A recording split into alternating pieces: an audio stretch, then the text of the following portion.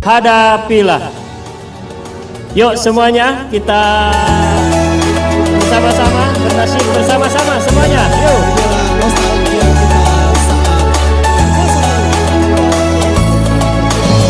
Semakin berajin, semakin kuat semuanya. Ayo dibuka.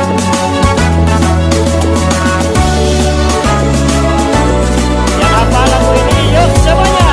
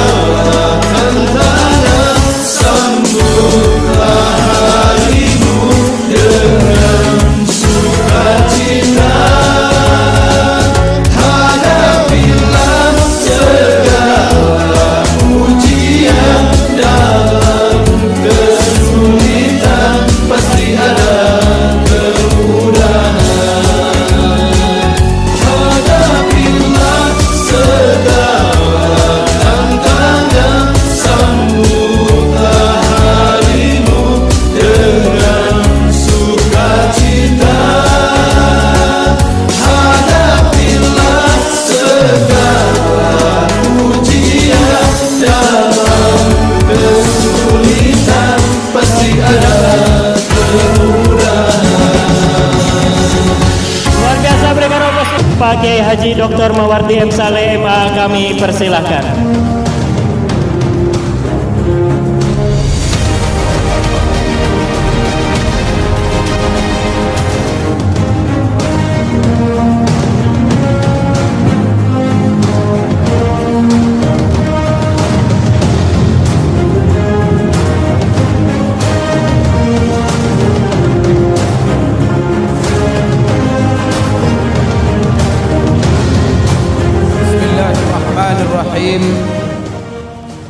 Assalamualaikum warahmatullahi wabarakatuh.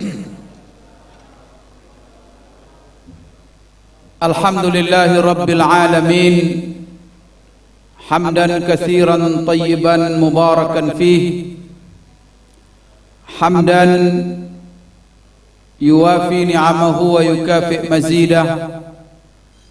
Ya Rabbana walakal hamdu walakal syukru kama yanbaghi li jalalika wa azimi sultanik.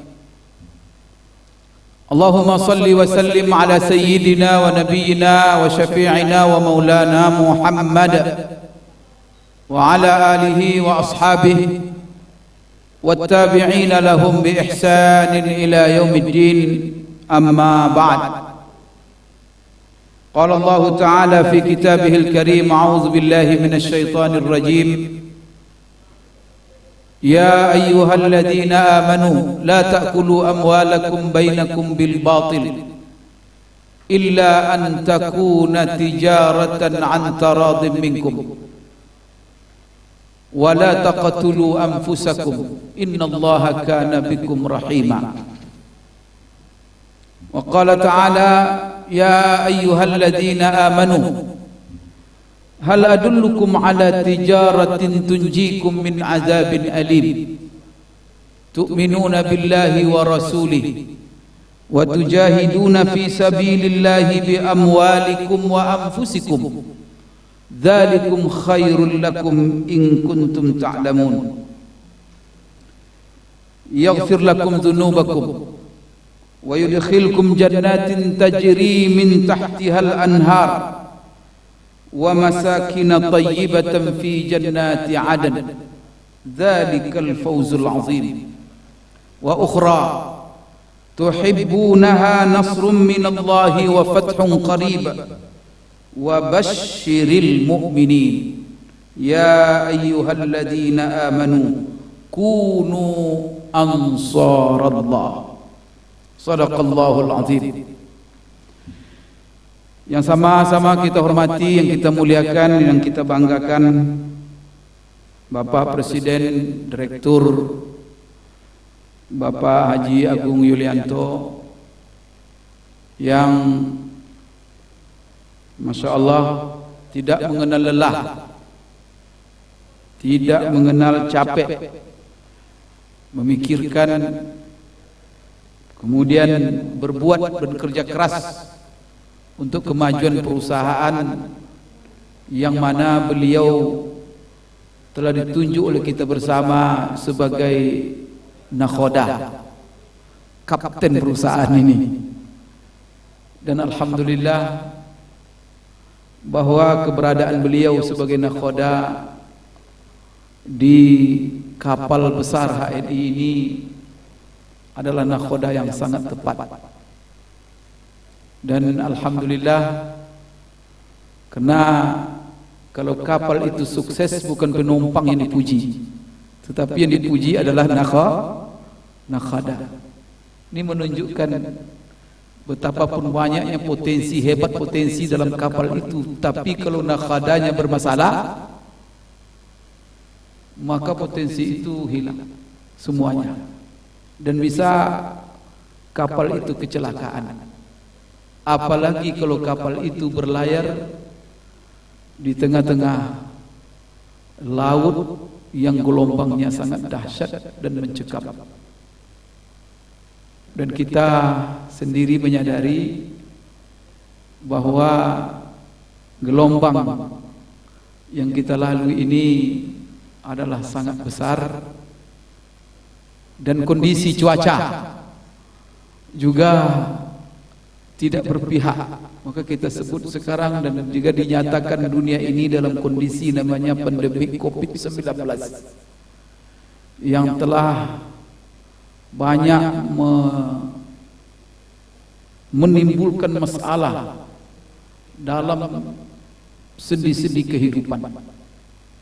Banyak yang bisnis gulung tikar, banyak perusahaan yang tutup, dan bahkan di hadapan kita menyaksikan mal-mal yang kemarin berjaya tetapi setelah pandemik mereka gulung tikar. Tentu Bapak Ibu sekalian, di tengah-tengah gelombang yang sangat menantang ini, kita butuh nakhoda yang piawai. Karena itu alhamdulillah dengan dinakhodai oleh Bapak Agung Haji Agung Yulianto, alhamdulillah di tengah-tengah gelombang ini malah kapal ini semakin sukses berlayar, dan tahap demi tahap sasaran cita-cita demi cita-cita yang kita impikan semuanya alhamdulillah terwujud. Kemudian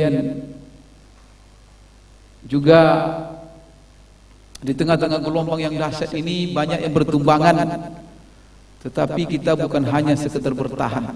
Karena bertahan di tengah gelombang yang begini dahsyat dan banyak yang tenggelam, bertahan itu saja itu adalah sebuah kesuksesan yang gemilang. Bertahan saja. Malah alhamdulillah dari laporan, dari fakta dan data yang ada, bahwa di tengah-tengah gelombang dan cuaca yang tidak menyenangkan dalam kita berusaha dan bergerak, karena banyak langkah-langkah kita yang terhenti, kegiatan-kegiatan yang harus bisa kita lakukan tidak bisa dilakukan. Namun alhamdulillah perusahaan kita menunjukkan tetap, walaupun tidak dalam kondisi seperti kondisi normal, tetapi dalam kondisi seperti ini tetap juga meningkat. Subhanallah. Oleh karena itu tepuk tangan semuanya untuk Bapak Agung. Kemudian terima kasih Bapak Agung. Kemudian kami meminta semua, tentu saya juga sebagai Dewan Syariah dan juga tentu leader-leader pasti mengharapkan kepada Pak Agung pemikiran-pemikiran yang lebih konstruktif lagi, bagaimana kita menghadapi kesulitan-kesulitan dan tantangan ini. Kemudian di tengah-tengah kita hadir Presiden Komisaris kita, Ustaz Muslim Yatim, yang dalam kesibukannya yang luar biasa. Dia ini orang politik ini biasanya orang arif, orang bijaksana. Maka pemikiran-pemikiran politik itu selalu banyak bisa menyelesaikan masalah.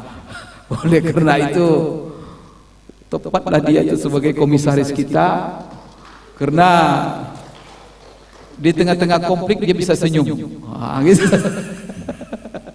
Kemudian di tengah-tengah musibah dia bisa ketawa.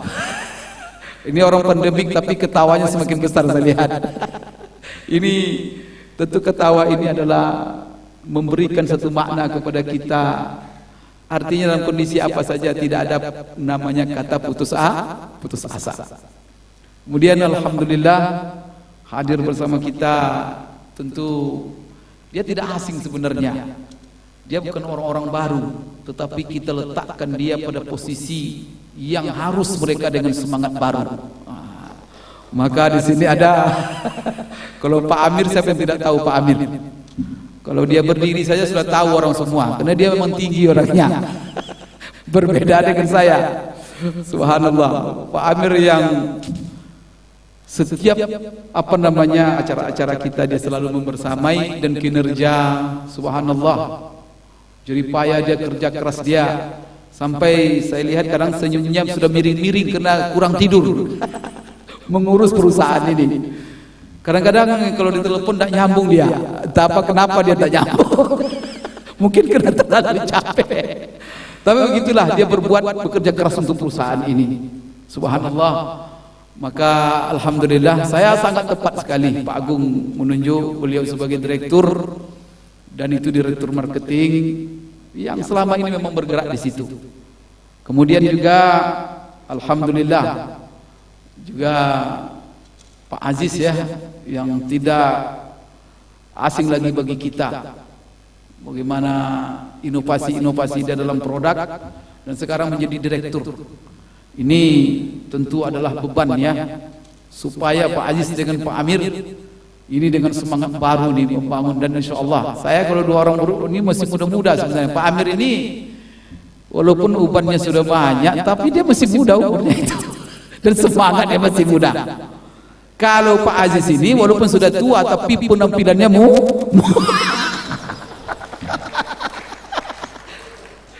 Saya kira dari banyak sisi Pak Aziz lebih tua dari lebih tua dari Pak Amir.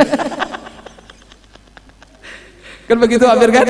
Dari beberapa sisi, tidak dari seluruh sisi. Tapi kalau dari umur tentu jauh lebih muda mungkin Pak Aziz. Jadi alhamdulillah, subhanallah, ya orang-orang tepat ya. Memang pas sekali, dan ini menunjukkan bahwa niat baik untuk mengembangkan perusahaan ini. Dan saya lihat LED semua gembira sekali Pak Agung. Dengan struktur baru ini, memberikan support semua. Kemudian juga Ibu Rini ya. Ini Ibu Rini masalah keuangan ini orang hati-hati memang. Bu Rini ini salah masuk, susah nanti. Karena itu tepat sekali ya, Ibu Rini sebagai ditaruh sebagai direktur, jajaran direktur, sehingga dia lebih punya power di dalam menjaga ya keuangan daripada perusahaan ini. Sehingga apalagi di tengah-tengah pandemik ini, selamat nanti berlayar perusahaan kita ini. Kemudian tentu yang kita banggakan bersama, saya sebagai Dewan Syariah mewakili Dewan Syariah, dan juga tentu Pak Agung sebagai yang di jajaran direksi komisaris, tentu memberikan penghargaan yang setinggi-tingginya. Sebenarnya perhelatan inaugurasi ini sebenarnya ini adalah anugerah kepada singa-singa HNI yang ada di lapangan. Yang mana di sini ada Pak Wisnu, ada Pak Firly ya. Sebenarnya inaugurasi ini perhelatan untuk mereka sebenarnya. Kan gitu Pak Agung ya. Artinya menunjukkan rasa syukur kepada Allah atas jeripaya daripada leader-leader yang mana kami tidak bisa menyebut bagaimana jeripaya mereka, susah menyebutnya karena kadang-kadang tidak tergambarkan. Saya kalau cerita LED itu bagaimana perjuangan dia membangun jaringan, kadang-kadang tidak masuk akal, tak tergambar di pikiran, maka susah menceritakannya. Ada yang naik motor kadang-kadang berjam-jam, kemudian sampai hampir 1000 kilo naik motor, membawa barang, memasarkan, membangun jaringan yang tidak ada hentinya dan tidak ada kenal capek. Kadang-kadang ada yang keluar seperti Pak Firdaus, kadang keluar dari Medan seminggu 2 minggu tak pulang-pulang membangun jaringan. Allahu Akbar. Kemudian Pak Wisnu keliling kemana-mana. Ada lagi Pak, tapi kan bukan jaringan, memang benar-benar jaringan gitu Pak. Ada yang sampai ke Hong Kong, ke Malaysia Pak Firly. Allahu Akbar. Pak Wisnu seluruh Nusantara. Jadi kalau Pak Wisnu ini namanya LED Nusantara ini. Ada lagi LED mancanegara. Ini semuanya ini menunjukkan. Maka inaugurasi ini, kalau saya dulu menginginkan supaya perbanyak inaugurasi ini, karena ini adalah penghargaan dan ini menunjukkan rasa syukur Pak Agung ya atas jeripaya daripada LED semua. Dan jantungnya perusahaan ini LED inilah ALC, PLC kan gitu Pak Agung ya. SLC inilah jantung perusahaan ini. Kalau jantung itu bergerak bagus, memompa darah ke seluruh tubuh bagus, maka perusahaan ini sehat. Tapi kalau jantungnya sudah, maka pelihara betul jantungnya nih Pak Agung. Kali ini wajib dipelihara betul ini jantungnya supaya beredar darah itu dengan normal, kemudian badan itu akan menjadi sehat. Maka terima kasih kepada seluruh top leader yang mana pada hari ini dalam acara inaugurasi ini diundang secara offline, dan juga saya mengucapkan rasa hormat yang sebesar-besarnya kepada seluruh LED yang berjumlah 650 orang. Saya ingat karena saya setiap acara inaugurasi hadir, ini baru jumlah LED yang terbesar gitu Pak Amir ya. Ini sejarah dalam di HNI kita sudah yang tahun ke-8 Pak Agung ya. Tahun ke-9 kita tahun ke-8. 8 dan 9. Inilah di inaugurasi inilah tercatat LED terbesar. Kalau LED-nya berapa? 700. Allahu Akbar. 1000. Masya Allah. Allahu Akbar. Ini semuanya yang berpahala. Pertama, lihat ini semua ya. Yang mengantongi pahala itu. Jasa top leader ini yang membawahi jaringan-jaringan. Maka ada Pak Firly, semua tidak bisa saya sebutkan satu-satu ya. Maka mudah-mudahan Allah Subhanahu wa taala memberikan kepada kita semuanya. Pertama, sehat. Sehat karena Rasulullah mengatakan nikmat yang terbesar setelah iman itu sehat. Maka apa kata Rasulullah? Ma yu'ta ahadun, ya, tidaklah diberikan kepada seseorang nikmat yang terhebat setelah keyakinan dan keimanan seperti sehat wal afiyat. Karena kalau sudah sehat, makan enak, berjalan enak, gitu Pak Rafiq ya. Kemudian apa namanya? Berbuat enak, bergerak enak, semuanya cara enak kalau sudah sehat. Oleh karena itu tolong jaga kesehatan di tengah-tengah pandemi ini. Tapi alhamdulillah ya, produk-produk kita. Saya juga merasakan ini. Saya semenjak mengkonsumsi produk kita Pak Agung, tidak pernah lagi ke dokter. Tidak pernah ke dokter. Padahal saya termasuklah dulunya itu orang yang sebentar-sebentar ke dokter, sebentar-sebentar ke dokter. Pokoknya produk ini teruji sekali. Maka rugi kalau kita tidak sosialisasikan ke khalayak yang sebanyak mungkin produk kita ini. Karena produk kita ini adalah sangat-sangat bermanfaat sekali. Jadi sehat walafiat. Maka rajin-rajin berdoa ya. Karena usul tib syifa di dalam Islam itu ada 5. Jadi ulama-ulama kedokteran Islam mengatakan, coba kita dengarkan. Saya membaca ada 5 usul. Artinya 5 prinsip kesehatan. Kalau kita mau sehat. Yang pertama prinsipnya at-tadawi. Yang kedua istifrag. Yang ketiga al-himyah. Kemudian yang keempat al-hifz. Yang kelima itu namanya at-tibbur ruhani. Jadi 5 dasar kesehatan kalau mau sehat. Pertama at-tadawi, berobat. Maka obat-obatan ini kita alhamdulillah obat-obat nabawi, obat-obat herbal. Maka berobat ini adalah hal yang disyariatkan. Apalagi kalau kita sakit. Yang kedua istifrag, membuang hal-hal yang menyakitkan dalam tubuh kita yang membuat kita sakit. Maka salah satunya ada yang tidak boleh ditahan dalam hidup kita ini harus dibuang kalau mau sehat. Kemarin saya dalam satu ceramah saya bilang ada 10 yang tidak boleh ditahan. Kalau ditahan 10 ini, itu Pak Wisnu bisa sakit kita. Pertama apa? Darah. Darah-darah kotor tidak boleh ditahan dalam diri kita. Kalau ditahan, itu bisa menyebabkan katanya tensi, darah tinggi, tertahan. Maka banyak kata para dokter, saya baca juga Ibnu Sina, Ar-Razi mengatakan, kebanyakan kematian itu kenapa? Karena ada darah yang mengendap aliran darah, lalu tensi naik, laut fayaqtuluhu. Itulah bahasanya, membunuhnya. Maka alhamdulillah kita ada terapi bekam. Maka terapi bekam ini Rasulullah dalam Sunan Ibnu Majah menjelaskan, dan itu disahihkan hadis itu oleh Imam Albani. Jadi Rasulullah ketika Isra Mi'raj, di dalam pelajaran perjalanan Isra Mi'raj itu, setiap perjalanan dia ketemu dengan jumlah malaikat. Dia berjalan ketemu malaikat. Yang herannya dalam hadis itu, apa nasihat seluruh malaikat yang ketemu dengan Rasulullah? Itu hadis sahih, disahihkan oleh Imam Albani dan boleh dibaca dalam Ibnu Majah. Sunan Ibnu Majah disahihkan oleh Imam Albani. Apa nasihat malaikat kepada Rasulullah setiap ketemu? Hai Muhammad, jangan lupa berbekam. Berbekamlah kamu Muhammad.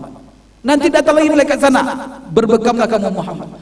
Berbekam kamu Muhammad. Saya berani menyebutkan dari sini karena di sini disahihkan oleh ulama. Kemudian di satu riwayat dikatakan, perintahkanlah umatmu selalu berbekam di Muhammad agar mereka sehat. Begitulah apa namanya hadis tersebut. Kemudian di dalam hadis yang lain dijelaskan Rasulullah berbekamlah pada tanggal 17, 19, 21 tiap bulan. Berarti ini adalah istifrak, mengeluarkan. Jadi ada hal yang tidak boleh ditahan dalam diri kita ini 10.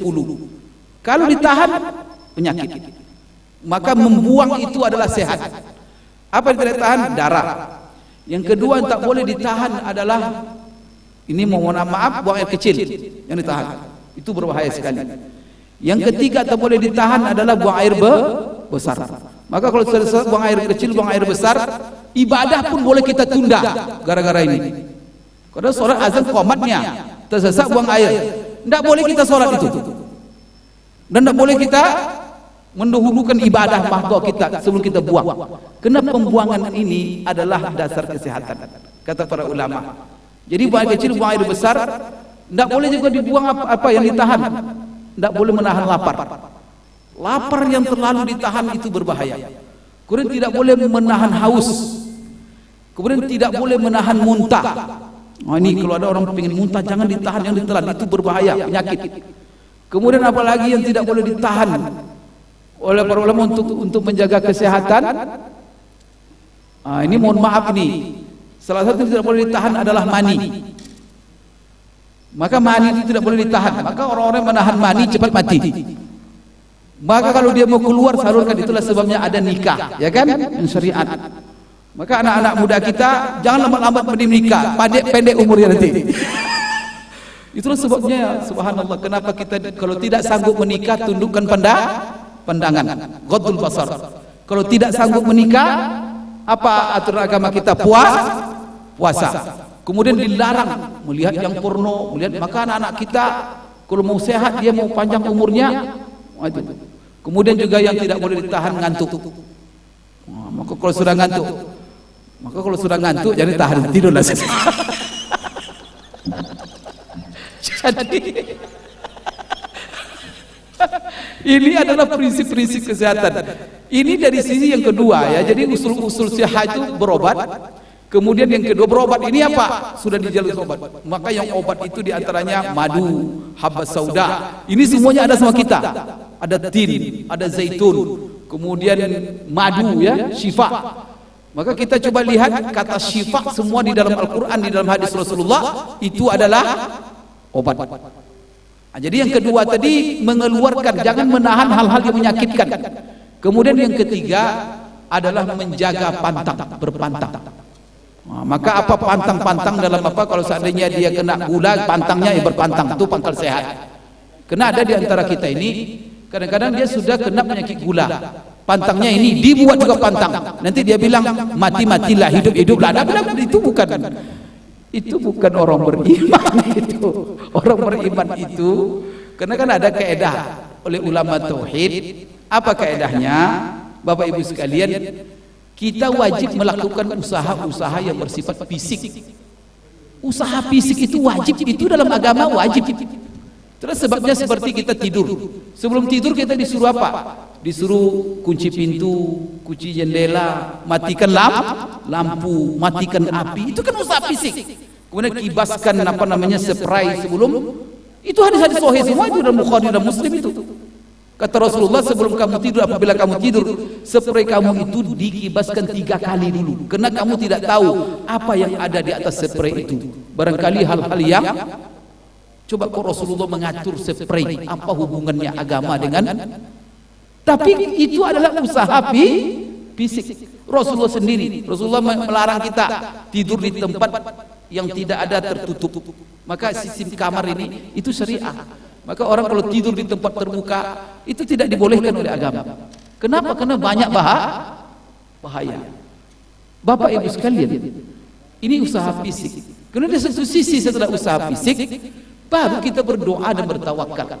Maka kata ulama tauhid, orang yang tidak melakukan usaha fisik dan hanya menggantungkan hidupnya kepada Allah, ini disebut orang fasik. Bukan orang taat, orang fasik namanya. Bayar suruh pakai masker, tak mau pakai masker dia. Ya sudah, kena mati-mati kan Allah menentukan semuanya. Ini orang fasik ini. Tetapi di satu sisi menggantungkan seluruh hasil kepada usaha. Pokoknya apa? Kerja keras saya lah yang menentukan segalanya. Tidak dihubungkannya dengan Allah. Orang seperti ini orang syirik. Oleh karena itu orang beriman itu bagaimana? Menggabung antara dua hal. Usaha fisik dia lakukan sekeras-kerasnya, kemudian yang hasil dia serahkan kepada Allah. Ini baru mukmin yang sejati. Nah, maka mudah-mudahan ikhwas sekalian, Bapak Ibu sekalian, para led dan juga mitra agen HNI di mana saja berada, orang beriman itu oleh Allah Subhanahu wa taala, oleh Rasulullah sallallahu alaihi wasallam tidak boleh gagal dan tidak boleh rugi dan tidak boleh mundur dalam segala situasi. Maka tidak ada istilahnya orang beriman rugi, tidak ada. Orang beriman itu dituntut oleh Rasulullah, oleh Allah Subhanahu wa taala, semata-mata kita menjadi orang beriman harus menjadi orang yang beruntung dan harus menjadi orang sukses dalam kondisi apa saja. Maka orang beriman tidak bisa dia mengatakan saya sukses dalam kondisi enak atau dalam kondisi nikmat. Maka kita akan diingatkan oleh sebuah hadis Rasulullah SAW. Ini kan sukses ini sebenarnya. Hadis ini selalu kita baca, tetapi kadang-kadang kita tidak maknai dalam gerakan kita di hari ini. Apa hadis itu?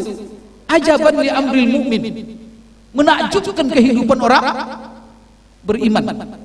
Kalau saya artikan, terjemahkan dalam bahasa bisnis, orang beriman itu dalam segala kondisi dan situasi beruntung. Tak boleh orang beriman dalam kondisi ini saya beruntung, dalam kondisi saya rugi, tidak boleh. Karena orang yang beruntung, yang ditetapkan beruntung itu oleh Allah, orang sifatnya iman itulah. Dalam ayat wal asri innal insana lafi khusrin, itu juga dibaca oleh sahabat dulu dan juga orang-orang yang saleh, ulama-ulama, dan itu harus kita tradisikan sebenarnya. Saya ada menarik sebenarnya Pak Agung kalau bagi saya, pertemuan-pertemuan kita ini selain kita tilawah Quran, kita mulai pertemuan kita ini minimal dengan 2 surat. Yang pertama surat Al-Fatihah, yang kedua surat wal asri. Kemudian setelah kita di akhir majlis ini, jangan lupa mengakhiri majlis kita dengan wal asri. Itu tradisi sahabat. Sahabat dulu setiap mereka duduk di majlis, sahabat apa? Bukan orang duduk beribadah. Sahabat itu para pebisnis. Sahabat kita itu para pedagang. Sahabat-sahabat itu banyak yang konglomerat, menguasai pasar. Tapi ingat, apa tradisi mereka kalau di dalam majlis? Mereka selalu mulai majlis mereka dengan wal asri, dan mereka tutup majlis mereka dengan wal asri. Dan itu bukan hanya majlis antara 2 orang saja, kadang-kadang bertemu dimulai dengan wal asri, kemudian berpisah diakhiri dengan wal asri. Ingat kita enggak? Imam Syafi'i mengatakan tentang kedudukan surat wal asri ini, kalaulah seandainya Allah tidak menurunkan kepada orang-orang beriman, kepada manusia, kecuali surat wal asri, cukup bagi mereka untuk ayat surat ini menjadi kesuksesan mereka di dunia dan kesuksesan mereka di akhirat. Saya menariknya kenapa sahabat menjadi tradisi saat mereka ketemu wal asri, mau berpisah wal asri. Pesan yang terkandung dalam ayat ini bahwa jangan sampai rugi, karena ayat ini penekanannya rugi. Sumpah yang Allah isi sumpah itu rugi masalahnya. Allah bersumpah dengan asr, wal asri. Apa isinya? Innal insana lafi khusrin. Kalau rugi dalam dagang, lihat bahasa Arab. Kalau rugi dalam dagang itu bahasa Arabnya apa? Khusur itulah. Jadi kalau orang Arab tanya, bagaimana dagangmu hari ini? Wallah ana al-yawm khasran, katanya. Artinya apa? Saya hari ini rugi. Itu bahasa rugi itu la fi khusrin. Maka di sini Allah bersumpah bahwa manusia dalam kondisi rugi. Siapa yang tidak rugi? Nah, itulah orang beriman.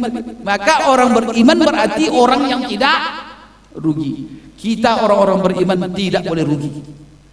Nah, dari karena itu di sini saya ingatkan kepada kita semua hadis Rasulullah, ajaban li amril mu'min, menakjubkan hidup orang beriman itu.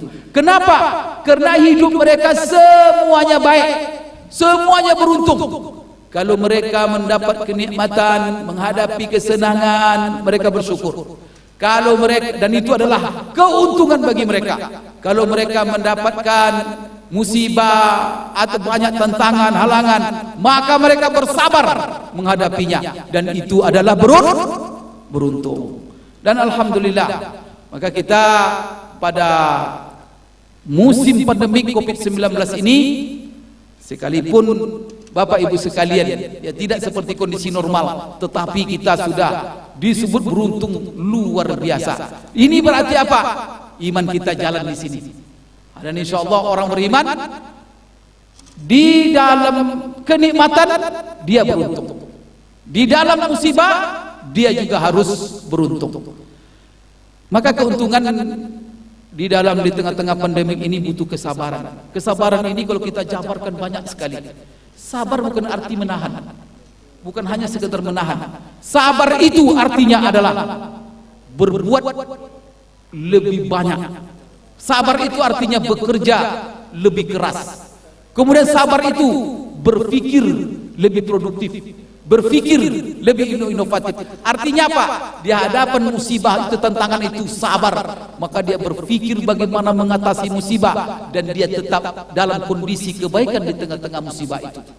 Alhamdulillah, kita di dalam ini tadi ada kita dengar Pak Aziz mencanangkan 18 produk.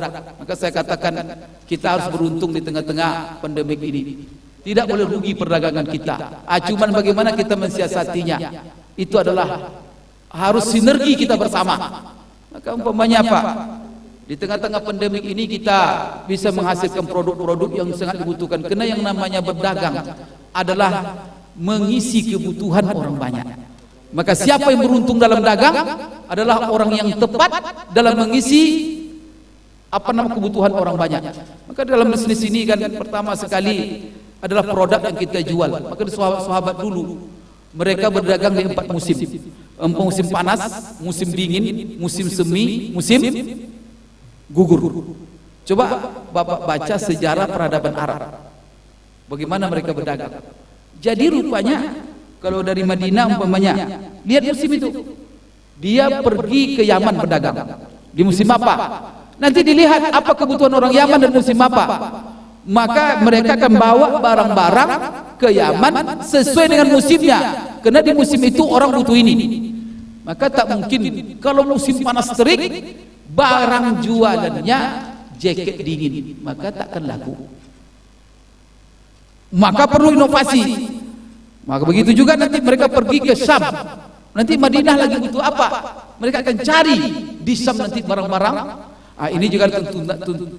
Ini artinya bagaimana mensiasati seluruh keadaan dan bagaimana kita bisa sukses di dalam menjalankan bisnis ini. Dan saya yakin bahwa semua manajemen ini sebenarnya bukan atas saya, cuman saya ingin menekankan saja bahwa dalam setiap situasi kita harus beruntung. Baik Bapak Ibu sekalian, penekanan berikutnya yang ingin saya sampaikan kepada kita bersama adalah marilah kita menjalankan bisnis ini selalu ingat dan mengingatkan diri kita kepada nilai-nilai yang membuat kita Bapak Ibu sekalian pantas menerima nikmat ini dari Allah Subhanahu wa taala. Jadi selalu kita posisikan diri kita bersama, masing-masing selalu mengevaluasi diri dalam seluruh posisi. Manajemen di posisi manajemennya, direksi, komisaris, kemudian leader-leader, supaya coba selalu kita membayangkan saya pantas enggak di posisi ini, dan bagaimana saya pantas dalam posisi ini dalam pandangan Allah Subhanahu wa taala. Ini yang paling penting. Maka semua kita berpikir kepantasan ini. Apakah pantas kita dan bagaimana sepantasnya, supaya gerak dan bisnis yang kita jalankan bersama ini membawa berkah. Berkah kehidupan kita bersama, berkah kepada kehidupan kita dunia, dan berkah kehidupan kita untuk hari akhirat. Berkah untuk diri kita, berkah untuk keluarga, berkah untuk umat, berkah untuk bangsa, dan berkah untuk alam semesta. Oleh karena itu kepantasan ini tentu kalau kita melihat sebagai orang beriman, kepantasan kita selalu kita ukur dengan syariat Allah Subhanahu wa taala. Maka di sini saya mengingatkan kepada diri saya dan juga kepada kita semua hal-hal yang perlu kita pantaskan diri kita di dalam menjalankan bisnis ini di perusahaan yang besar ini, dan insya Allah akan semakin besar dengan perjuangan kita bersama dan dengan izin Allah Subhanahu wa taala. Pertama sekali tentu tadi sudah diingatkan oleh lagu-lagu kita. Kita bekerja atas dasar keimanan. Ini penting. Iman jangan lepas. Setiap gerak kita ingat saya bekerja karena iman. Ibadah kita jangankan bisnis ya, ibadah kita iman kata Rasulullah. Ada dua kunci. Kalau ini bisa kita apakan pasti sukses. Ini kunci dasar, ini motivasi dasar. Apa kata Rasulullah? Tapi Rasulullah contohkan dalam puasa, contohkan dalam qiyamul lail, contohkan dalam Lailatul Qadar. Apa kata Rasulullah? Man shoma ramadhana imanan. Kemudian yang kedua apa? Wahtisab. Artinya dia puasa itu didasarkan kepada iman kepada Allah, karena dia yakin Allah memerintahkan. Kemudian dia ketika dia melaksanakan puasa, dia lagi dipantau oleh Allah dan Allah melihatnya, maka dia menahan lapar, menahan haus, bukan karena takut dilihat orang, bukan karena supaya dipuji oleh orang, bukan mendapatkan posisi di tengah orang, tetapi mulahazahnya adalah iman Allah Subhanahu wa taala. Maka di sini kita juga ketika menggerakkan bisnis kita ini, jangan lupa pondasi kita, tempat berpijak kita iman. Allah melihat kita. Pertama sekali kita bergerak berbisnis asasan iman, Allah merintahkan kita. Ketika kita bergerak, Allah melihat kita dan Allah memantau kita. Kalau baik dalam gerak kita, ingat Allah akan membalasnya. Kalau seandainya tidak baik kita laksanakan, Allah mencatatnya. Maka bukan hanya beriman kepada Allah, beriman kepada malaikat. Malaikat Allah telah menugaskan kepada kita, menugaskan kepada malaikat, Allah menugaskan kepada malaikat untuk memantau kita. Maka ada kiraman katibin, ada pencatat. Kalau ini iman ini lemah, maka itulah ikhwah sekalian, kadang-kadang orang menyimpang. Lupa dia bahwa berbisnis ini dasarnya iman kepada Allah. Lupa dia bahwa Allah telah menitipkan di kanan dan kirinya malaikat yang mencatat seluruh geraknya, mencatat seluruh omongannya. Maka sekarang kita bisa sembarang ngomong, tetapi satu hari al-yawma naqtimu ala afwahihim wa tukallimuna aydihim wa tashhadu arjuluhum bima kanu yaksibun. Maka ikhwah sekalian, maka yang penting di sini adalah dasar iman. Kemudian apa lagi? Motivasi kita, bukan motivasi duniawi. Biarkan motivasi duniawi itu manusia yang mencatatnya, tetapi catatan kita selalu dalam kita berbuat, motivasi kita ihtisaban. Bagaimana kita mencari pahala sebanyak-banyaknya di sisi Allah, karena itulah yang akan berguna baik untuk kehidupan kita di dunia dan kehidupan kita di akhirat. Maka ini pahala dan rugi sekali ikhwah sekalian kalau kita hanya motivasi kita untuk mencari angka-angka atau mencari bonus-bonus yang telah ditetapkan oleh perusahaan yang ada di dalam buku success plan. Itu saja yang kita cari dan tidak ada mulahazah, catatan ataupun didasarkan kepada ihtisaban. Rugi kita, rugi pekerjaan yang besar yang begitu banyak pahalanya di sisi Allah, disia-siakan hanya sekedar apa? Hanya sekedar motivasinya duniawi. Oleh karena itu dunia pasti didapatkan kalau seandainya kita mencari pahala. Maka kalau pahala ihtisaban dasar kita berbuat, pahala yang melimpah kita dapatkan di sisi Allah, dunia pun akan mengikuti kita. Kewalahan dunia mengikuti kita. Tetapi kalau dunia menjadi sasaran kita, capek dan lelah dan kehidupan kita tidak bermakna. Di dunia kadang-kadang dunia itu tidak kita nikmati. Berapa banyak orang miliaran kekayaannya, triliunan kekayaannya, tapi tidak menikmati. Tapi kalau orang Islam, orang beriman, di sisi Allah dia sudah nyaman, akan tersimpan pahala, dan juga di dunia dia akan enak dan tenang menikmatinya. Di dalam Al-Quran Allah Subhanahu wa taala berfirman kepada kita, ya ayyuhalladzina amanu hal adullukum ala tijaratin tunjikum min azabin alim. Ini ya, ayat ini ada satu hal yang karena sering kita baca, dan mungkin ini ya, kalau yang top leader ini hafal semuanya. Ayat ini karena sering kita baca tapi kurang kita dalami makna, kita tadabbur. Jarang kita tadabburi. Pertama sekali, hal adullukum. Hal adullukum itu kata apa namanya ahli sastra Arab. Hal adullukum itu menunjukkan sesuatu yang berat. Maka apa yang ditunjukkan oleh Allah kepada satu perdagangan. Berarti perdagangan ini bukan pekerjaan ringan, pekerjaan berat. Dan apalagi perdagangan yang mana tunjikum min azabin alim. Ini juga menunjukkan kepada kita bahwa perdagangan yang kita inginkan adalah perdagangan yang membebaskan kita daripada siksa. Siksa yang sangat pedih, azabin alim. Berarti ada konotasi. Ada perdagangan yang membawa orang ke siksa, ada perdagangan yang menyelamatkan orang dari siksa. Perdagangan yang mana kita cari? Yakin, lihat semuanya sepakat. Kita kepengen perdagangan yang akan meloloskan kita dari azab neraka pertama. Kalau dari dunia ini kan sebentar. La ilaha illallah, was sekalian. Hari-hari ini, apalagi di bulan-bulan pandemik ini, banyak orang tidak kita sangka tiba-tiba pergi. Banyak orang kita lihat sehat. Tapi innalillahi wa inna ilaihi raji'un. La ilaha illallah, kita tak tahu nasib kita. Kita kerja keras dari pagi sampai sore. Kalau hanya motivasi dunia, tiba-tiba mendadak mati, dipanggil oleh Allah Subhanahu wa taala. Dan ini ditakdirkan kita hidup di tengah-tengah pandemik Covid-19 yang tidak menentu. Dan bahkan para ahli mengatakan banyak orang-orang yang apa namanya OTG. Orang tanpa gejala tiba-tiba out, tiba-tiba diserang. Maka tidak ada memang yang aman hidup ini. Maka hidup ini antara ketakutan dan harapan. Takut kepada Allah dan penuh harapan kepada Allah, optimis. Oleh karena itu kita tidak akan takut dan kita tidak akan khawatir kalau seandainya seluruh gerak-gerik kita karena Allah. Mati pun kita di tengah jalan tidak ada masalah. Dan alhamdulillah husnul khatimah. Tetapi kalau seandainya iman tak ada, kita bergerak, berjalan, kemudian kita mensosialisasikan barang, kita mendistribusikan, berdagang, tetapi tidak ada niat iman dan tidak ada ihtisab, mati kita di tengah-tengah itu, apa nasib kita?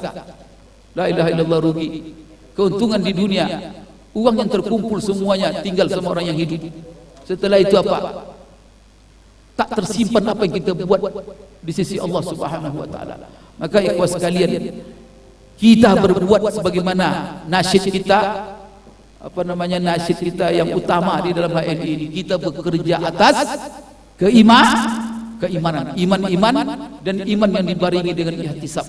Jadi di sini Allah katakan tunjikum min azabin alim. Kamu harus melakukan perdagangan yang menyelamatkan kamu dari azab neraka, bukan yang menyebabkan kamu masuk neraka. Maka apa yang kita tambahkan ikhwah sekalian dalam janji LED itu supaya apa? Supaya selamat kita semua dari neraka. Jangan kita gara-gara berdagang ini masuk neraka. La ilaha illallah, apa gunanya? Apa sifat perdagangan yang membuat orang sukses? Sukses di dunia akan menumpang keuntungan yang berkah, selamat dari azab neraka di akhirat. Tu'minuna billah. Maka perdagangan itu didasarkan kepada iman kepada Allah. Iman kepada Allah apa di situ? Iman kepada Allah pertama keikhlasan. Yang kita buat ini hanya semata-mata mencari ridha Allah. Kemudian di situ ada ihtisaban, hanya semata-mata mencari pahala dan ganjaran di sisi Allah. Maka kalau ada led yang berbuat tetapi tidak mendapatkan bonus yang menurut dia tidak seimbang dengan pekerjaannya, siang malam bekerja, tapi bonus sedikit. Tapi ada orang yang Bapak Ibu lihat, dia bekerja sedikit, bonusnya banyak. Jangan terlalu kecewa. Kenapa? Karena bonus manusia ini sedih. Tapi ingat, ihtisab, maka rugi nanti. Jadi kalau ada led yang bekerja keras mati-matian, tapi tidak ada iman, tidak ada ihtisab, sudah kerja mati-matian, setelah itu apa? Tak tersimpan pahala sedikit sisi Allah. Tapi kalau dia bekerja atas dasar niat iman, niat ikhlas, ihtisab kepada Allah, tu'minuna billah, maka subhanallah setiap langkahnya, setiap geraknya, pahala isinya, kebaikan isinya, dari situ penghapusan dosa, dan semua geraknya itu adalah di jalan-jalan Allah. Maka di sini apa? Tu'minuna billah, itu pertama. Di sini ada motivasi karena Allah, mencari ridha Allah, dasarkan ikhlas kepada Allah, mencari pahala dan ganjaran yang kita sasarkan bukan ganjaran yang ditetapkan oleh perusahaan bonus walaupun platinum ratusan juta angkanya, tetapi itu tidak terbayang oleh dia karena dia ketika dia bergerak di ayat ini yang terbayang oleh dia Jannatul Firdausil A'la. Saya mau tanya lihat ini. Lihat saya tidak sebut satu-satu. Siapa yang setiap bergerak ketika dia menggerakkan usaha ini menjaring orang lain yang terbayang oleh dia surga? Coba nunjuk. Atau yang terbayang oleh dia saya bonus saya besok platinum. Atau bonus saya besok bonus. La ilaha illallah. Tu'minuna billah. Panjang itu uraiannya. Kemudian apa lagi? Tu'minuna billahi wa rasulihi. Ini kunci juga. Kan biasanya kan tu'minuna billahi wal yaumil akhir. Di sini kenapa tu'minuna billahi wa rasulihi? Ini menjelaskan apa namanya? Garis prosedur dagang. Bagaimana dagang yang sukses dan yang menyelamatkan seseorang dari siksa Allah Subhanahu wa taala. Baik siksa di dunia ataupun siksa di akhirat. Pertama adalah iman, yang kedua apa? Wa rasulihi. Rasul menjadi pedoman dan contoh teladan kita. Itulah ini sebenarnya makna tu'minuna billahi wa rasulihi. Maka apa yang saya tekankan sebagai saya Dewan Syariah di sini, Bapak Ibu sekalian, mari kita jalankan bisnis ini dengan meneladani Rasulullah sallallahu alaihi wasallam. Kalau kita mau sukses, apa kata Allah dalam Al-Qur'an? Laqad kana lakum fi Rasulillahi uswatun hasanah liman kana yarjullaha wal yawmal akhir wa dzakarallaha katsira. Kalau kamu mau sukses, mau dapat keberkahan dari Allah, surganya Allah, ridhonya Allah, kalau Allah ridho, keuntungan apa yang tidak kita akan dapatkan kalau sudah Allah ridho? Pasar mana yang tidak akan kita kuasai kalau sudah Allah ridho? Kalau Allah ridho, apa yang tidak kita bisa? Ridho Allah itu kita capai dulu dalam gerak kita ini. Kalau terbukti bahwa kita sudah mencari ridho Allah, Allah akan bukakan pintunya semua. Berarti apa? Kita pantas untuk memikul itu semua. Maka kita perlihatkan apa? Jadikan Rasul sebagai teladan kita dalam menjalankan bisnis. Maksud saya di sini adalah hal yang paling penting di dalam bisnis ini adalah memperhatikan hal-hal yang dilarang oleh Rasulullah. Karena dalam konsep bisnis ini al-aslu fil muamalat al-ibahah. Pada prinsipnya, kaidah umumnya bahwa muamalah ini silakan jalankan. Itu semuanya mubah, tetapi kecuali ada hal-hal yang dilarang. Maka yang dipastikan jangan menjalankan bisnis dan bisnis yang kita jalankan itu mengandung hal-hal yang dilarang oleh Allah dan dilarang oleh Rasulullah sallallahu alaihi wasallam. Maka seluruh yang dilarang itu pasti merugikan. Seluruh yang dilarang oleh Allah dan Rasul di dalam bisnis ini pasti tidak menguntungkan. Sekalipun kata manusia menguntungkan, tapi itu menguntungkan menurut akal manusia, tetapi hakikatnya itu adalah kerugian. Maka apa yang perlu diperhatikan? Maka di dalam Al-Quran Allah Subhanahu wa taala pertama sekali, ya ayyuhallazina amanu la ta'kulu amwalakum bainakum bil batil. Jangan kamu memakan harta sesama kamu dengan cara yang batil. Maka cara-cara yang batil jangan ditempuh dalam bisnis ini.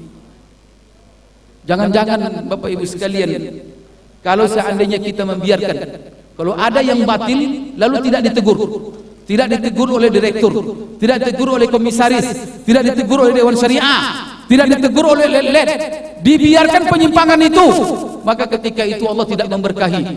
Kita khawatir Bapak Ibu azab Allah datang. Ini berbahaya sekali. Maka jangan nanti jangan di antara kita kalau diingatkan dengan masalah ini, apakah ngomel dia, merasa keberatan? Tidak. Ini demi keselamatan bersama. Ingatkan, kita diingatkan oleh, biasanya hadis ini kalau biasa sering-sering dibaca ini. Karena kita dalam perahu Pak Agung ya. Mungkin Pak Agung juga beberapa kali sudah mengingatkan.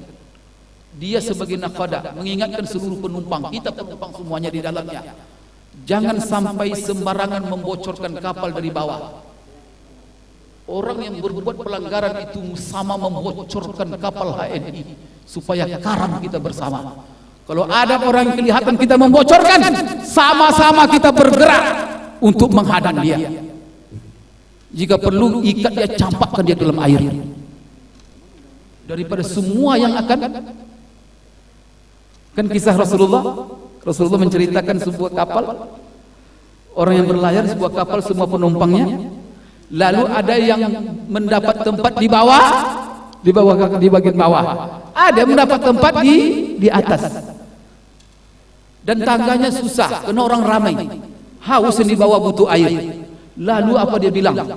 Kalau kita ke atas susah sekali, bagaimana kalau kita bocorkan kapal ini dari bawah? Gampang, kita ngambil air lagi, bocorkan, keluar air langsung. Coba kalau semua penumpang hanya melihat, dilihat aja dia melobangi kapal itu, apa yang terjadi? Maka di satu sisi direksi harus tegas, komisaris harus tegas.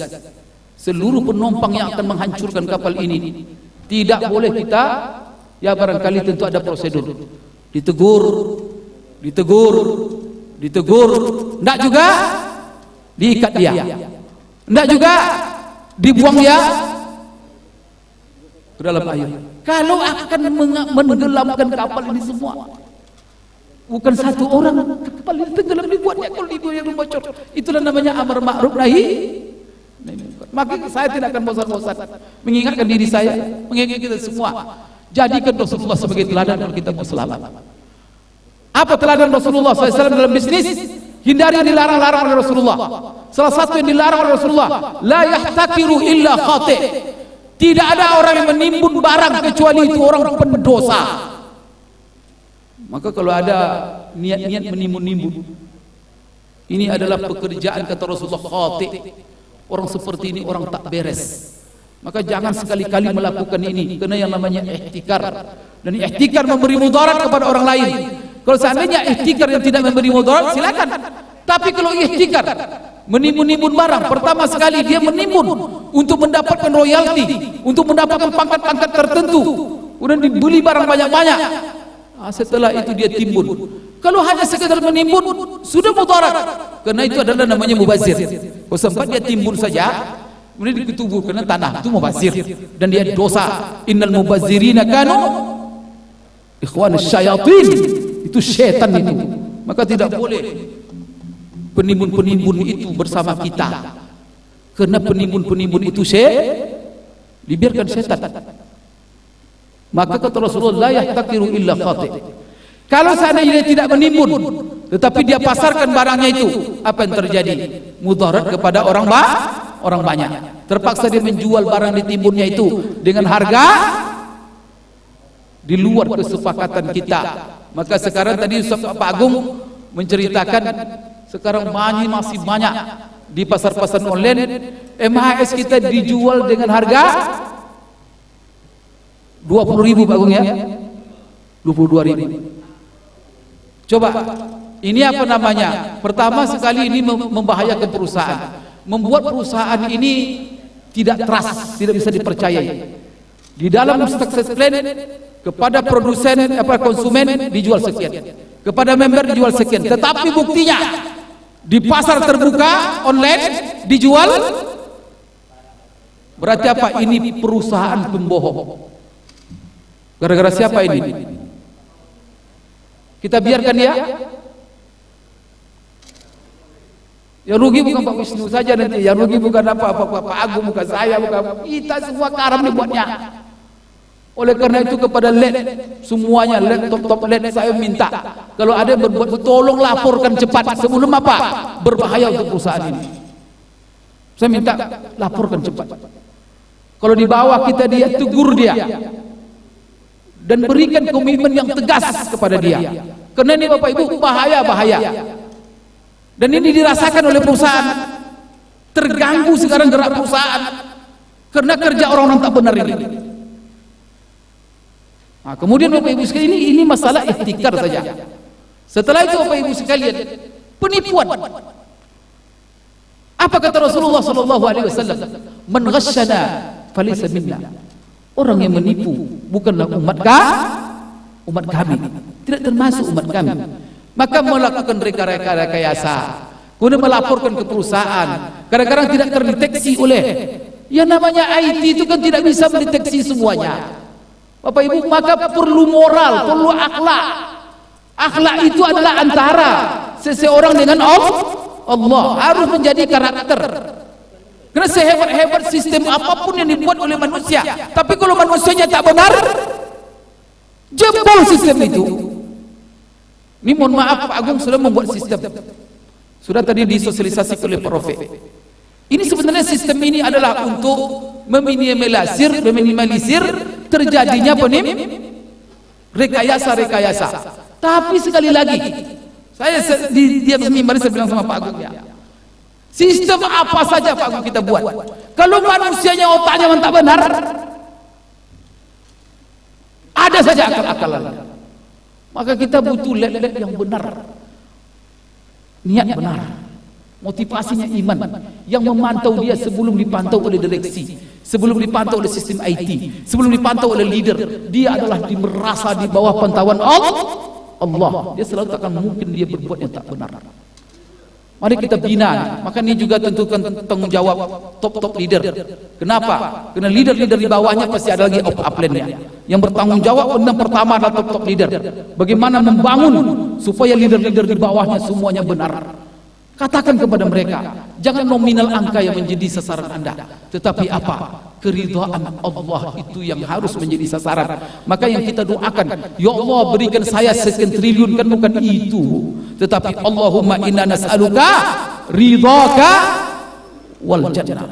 Ridho Allah dulu kita cari. Kalau Allah sudah ridho dan kerja kamu siang malam seperti ini, bagaimana Allah tak akan memberikan rezeki ini? Kalau Allah sudah ridho dan kita kerja keras, artinya apa? Allah ridho. Kemudian sebab usaha yang maksimal kita kerjakan. Jangankan orang yang beriman, orang tak beriman saja, kalau dia bekerja keras, Allah tunjukkan hasil kerja kerasnya itu. Apalagi kalau dia beriman, Allah ridho, kemudian usaha duniawi secara manusiawi dia tempuh, maka orang seperti ini akan lebih diberkahi dan bahkan dilindungi oleh Allah Subhanahu wa taala. Maka di sini iman dasar, kemudian di dalam melakukannya contoh kita siapa? Rasulullah. Setelah itu wa tujahiduna fi sabilillahi bi amwalikum wa anfusikum. Maka di sini Bapak Ibu sekalian, Rasulullah mengajarkan kepada kita bahwa apa? Konsep harta yang kita cari ini sebenarnya apa konsepnya? Maka Rasulullah mengajarkan kepada kita, dalam Al-Quran juga Allah katakan, harta ini semuanya titipan Allah, amanah Allah. Ini harta Allah, maka jangan dicari dia dengan menghalalkan segala cara. Tempuhlah dia dengan cara-cara yang halal. Maka Allah katakan, ya ayyuhalladzina amanu kulu min thayyibati ma razaqnakum washkuru lillahi in kuntum iyyahu ta'budun. Ya ayyuhan nas kulu mimma fil ardi halalan thayyibah. Memang yang disebut di sini kulu, tetapi sebenarnya adalah kenapa kulu? Kenapa yang paling utama kita mencari duit untuk makan, untuk minum. Maka seluruh aktivitas ekonomi kita halal thayyib. Karena waktu yang membatasi kita saya, jadi saya sedih ringkas saja. Pertama sekali didasarkan kepada iman, kemudian jadikan Rasulullah sebagai panutan. Tolong dipelajari seluruh yang dilarang Rasulullah jangan ada dalam bisnis kita. Maka riba tak boleh, kezoliman tak boleh, makan harta orang secara batil, penipuan tak boleh, nipu-nipu, membuat rekayasa yang dia belum pantas mendapat satu pangkat, apalagi uang. Dia belum pantas, dia nipu, dapat royalti sekian juta, dia makan duit itu, duit haram semuanya itu. Itu apa dia makan? Kalau itu hasil penipuan, hasil merekayasa. Oleh karena itu bisnis itu, dasar bisnis di dalam Islam dicontohkan Rasulullah transparansi. Kemudian bisnis yang didasarkan Rasulullah apa? Al muslimuna ala syurutihim. Orang beriman itu terikat oleh kesepakatan. Apalagi bisnis dia ini kesepakatan kita apa? Tertuang dalam success plan. Maka lalui itu semua. Jangan melanggar kesepakatan itu menempuh jalan yang haram. Nah, ini penting saya tekankan di sini. Apalagi ini yang diajarkan oleh Rasulullah SAW. Yang dilarang kita di dalam bisnis ini adalah berlebih-lebihan di dalam mempromosikan harta. mempromosikan dagang. Kemudian juga apa yang diharamkan oleh Rasulullah SAW, menggunakan kesempatan dalam kesempitan. Maka kita alhamdulillah, tadi saya tanya Pak Aziz, di tengah-tengah pandemik ini banyak produk-produk kita yang kita naikkan harganya. Alhamdulillah, kata Pak Aziz tak ada katanya. Ada yang naik tapi sebelum pandemik itu ya Pak Agung ya. Mari kita buat kesan nanti ini. Jangan nanti apa? Karena ada yang laku nanti di tengah pandemik kita naikkan harganya. Nanti kita tertuduh. Nanti niat kita istiqlal namanya. Istiqlal itu haram hukumnya. Tak boleh kita memanfaatkan kesusahan orang untuk mengeruk keuntungan duniawi. Dan juga apalagi kita namakan kesusahan, tidak akan sukses itu. Tetapi apa? Di sini kita saling membantu. Walaupun kita tidak bisa menurunkan harga barang-barang kita di tengah-tengah pandemik dibutuhkan. Kalau bisa, kalau yang dibutuhkan sangat bisa kita turunkan. Selama kita ada untung. Ada yang turunkan ya? Subhanallah, luar biasa. Jadi di samping ayah ini kan apa namanya hand sanitizer ya. Itu subhanallah. Bapak Ibu sekalian, dan juga jangan pula dimanfaatkan nanti. Kadang-kadang manajemen tidak mengontrol, tetapi nanti lihat-lihat kadang-kadang di sebagian daerah dilihatnya banyak orang butuh, di samping di situ dia mendapat poin, di satu sisi dia juga menjual dengan harga konsumen. Ini juga kan berbahaya. Bukan bisa dilakukan semuanya, tapi ini tidak dibenarkan. Ingat kesepakatan kita dan kesepakatan orang Islam itu, kita antara kita siapa yang memantau sebelum manajemen. Yang memantau bukan sistem, yang memantau bukan manajemen, tetapi yang memantau Allah Subhanahu wa taala. Maka para maka top leader mudah-mudahan tidak tercium ada top leader yang berbuat tidak benar. Ini yang kita inginkan. Kalau top leadernya sudah bersih, tenang kita. Tapi kalau sudah ada top leader yang terkesan, wah ini kan susah sekali ini. Kemudian juga top leader memantau lihat di bawahnya. Maka semuanya coba kita periksa. Satu yang kita jaga, jangan ada membuat yang dilarang. Karena kalau sudah dilarang buat, ini berbahaya, akan mengaramkan bahtera ini. Resikonya sangat besar sekali. Maka tu'minuna billah wa billahi wa rasulihi. Kemudian apa lagi kata Allah? Wa tujahiduna fi sabilillahi bi amwalikum wa anfusikum. Bekerja keras. Dasarkan iman, contoh Rasulullah baringi dengan kerja keras, sampai kerja keras kita itu disebut dengan jihad. Apa itu jihad? Yaitu dengan segala pengorbanan. Kemudian ingat, di dalam perjuangan kita ini jangan sampai meleset. Fi sabilillah. Semua jalan yang kita tempuh itu di atas jalan Allah. Jangan sampai menyimpang. Insyaallah. Kalau seperti itu, yaghfir lakum dzunubakum. Allah ampunkan dosa kamu semua. Wa yudkhilukum jannatin tajri min tahtihal anhar. Allah masukkan kamu dalam surga. Wa masakin thayyibah. Allah akan berikan kamu tempat tinggal yang indah. Fi jannati adn. Di surga adn. Zalikal fawzul azim. Itulah kesuksesan yang gemilang. Kemudian apa? Ingat, ini sasaran pertama surga. Apa kata Allah setelah itu? Wa ukhra tuhibbunaha nasrun minallah. Coba lihat tafsirnya. Ini adalah kesuksesan duniawi. Tetapi didahului dengan yaghfir lakum. Dagang yang kamu lakukan ini mengakibatkan dosamu diampuni. Dagang yang kamu jalani ini adalah untuk menjamin kamu besok masuk surga, mendapatkan masakin thayyibah. Itu kesuksesan yang gemilang. Tapi tidak ada salah. Kamu wa ukhra tuhibbunaha nasrum minallah wa fathun qarib. Dan ada yang juga yang kamu cintai, keuntungan duniawi dan fathun qarib, kemenangan yang sebentar lagi menanti. Masya Allah. Maka ini bisa, tidak ada masalah kita menguasai pasar dunia. Maka menguasai pasar dunia ini namanya futuh. Maka kalau Sulawesi belum ada HNI, ayo futuh HNI atau Fathul Qarib itu. Dia Pak Firly ya. Sekarang namanya apa lagi? Filipin belum apa? Futuh. Makan futuh kita kedua.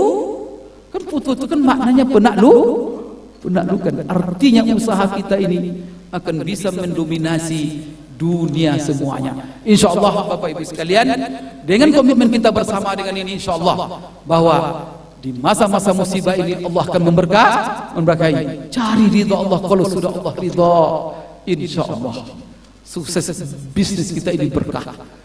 Dan bisnis kita ini semakin hari semakin menggembirakan.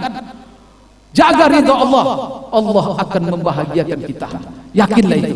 Di dunia Allah bahagiakan kita, di akhirat Allah akan tempatkan kita di tempat yang paling baik. Itu dapat saya sampaikan. Mohon maaf atas segala kekurangan. Terima kasih atas segala perhatian. Tapi boleh sedikit enggak Pak Agung ya saya menjelaskan, karena ada pertanyaan tadi. Ini di dalam masalah apa namanya, membagi-bagi poin untuk memotivasi downline.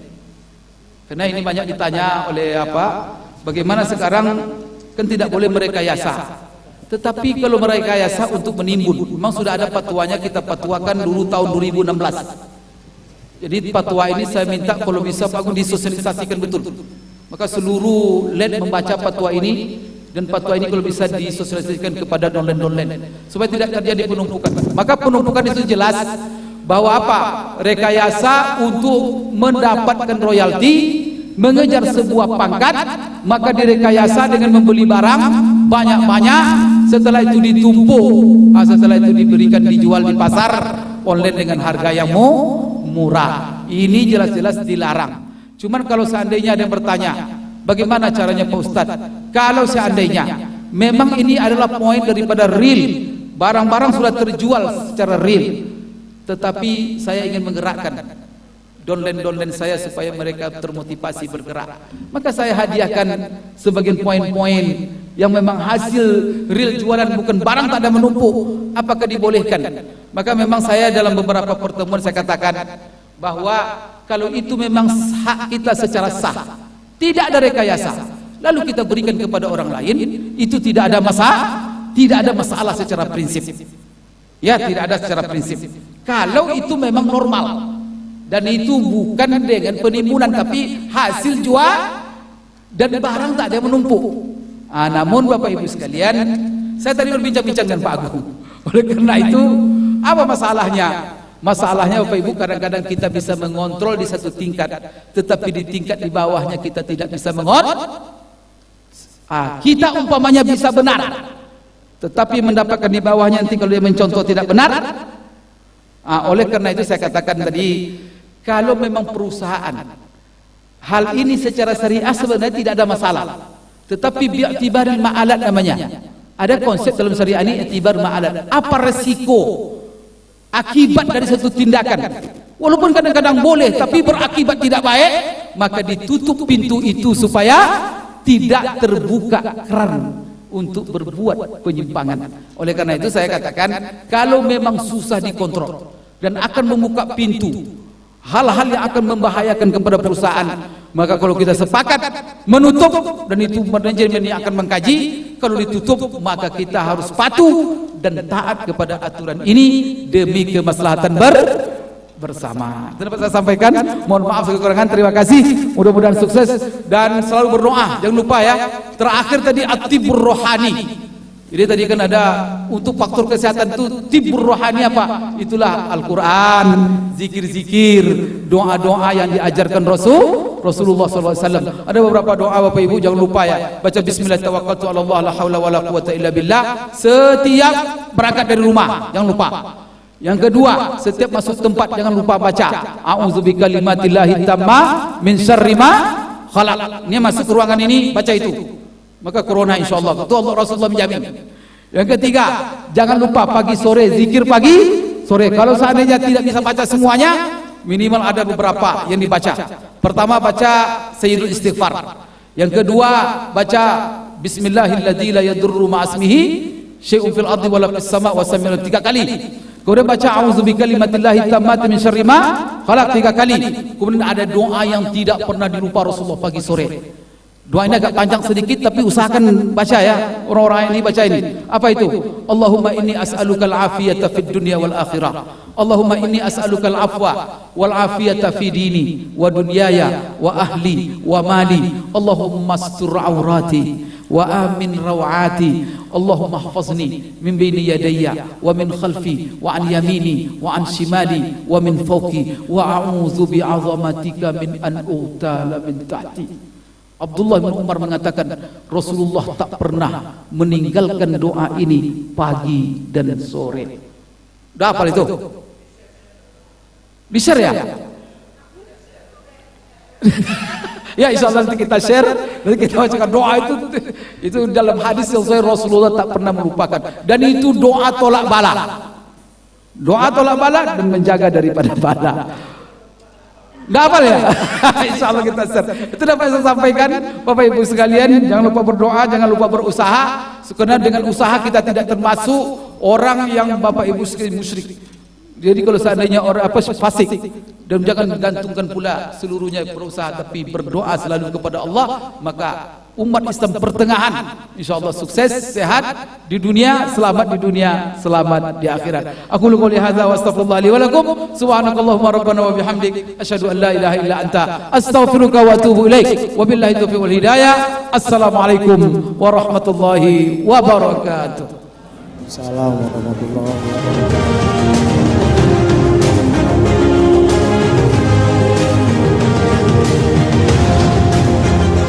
Waalaikumsalam warahmatullahi wabarakatuh.